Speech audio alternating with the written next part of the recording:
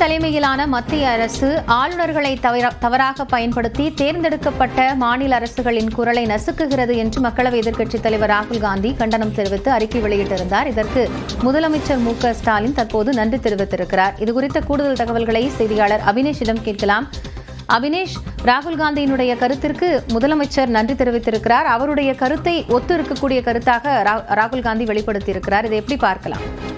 முதலமைச்சர் மு.க.ஸ்டாலின் மக்களவை எதிர்க்கட்சி தலைவர் ராகுல் காந்தி வெளியிட்ட கருத்திற்கு ஆதரவு தெரிவித்திருக்கக்கூடிய அந்த கருத்திற்கு நன்றி தெரிவித்து அவர் தன்னுடைய எக்ஸ் வலைப்பக்கத்தில் பதிவிட்டிருக்கிறார். குறிப்பாக கடந்த 6 தினங்களுக்கு முன்பு முதலமைச்சர் மு.க.ஸ்டாலின் அதாவது குடியரசுத் தலைவருடைய அந்த குறிப்பு தொடர்பான பல்வேறு கேள்விகளை முன்வைத்திருந்தார். இது ஒரு கூட்டாட்சி தத்துவத்திற்கு எதிரான ஒரு நிலைப்பாட்டை எடுத்திருப்பதாகவும் உச்சநீதிமன்றத்தை கேள்விக்குள்ளாக்கி இருப்பது என்பது மிகவும் ஆபத்தான ஒரு போக்கு என்றும் முதலமைச்சர் குறிப்பிட்டிருந்தார். அந்த எக்ஸ் வலைப்பக்கத்தை மேற்கோள் காட்டி ராகுல் காந்தி தன்னுடைய எக்ஸ் வலைப்பக்கத்தில் ஆதரவு தெரிவித்திருந்தார். அதற்கு தற்போது முதலமைச்சர் மு.க.ஸ்டாலின் நன்றி தெரிவித்திருக்கிறார். அதாவது மாநிலங்களின் உரிமைகளையும் இந்தியாவின் கூட்டாட்சி உணர்வையும் பாதுகாப்பதில் உங்களுடைய குரலுக்கு நன்றி எனவும் முதலமைச்சர் தன்னுடைய எக்ஸ் வலைப்பக்கத்தில் ராகுல் காந்திக்கு நன்றி தெரிவித்திருக்கிறார்.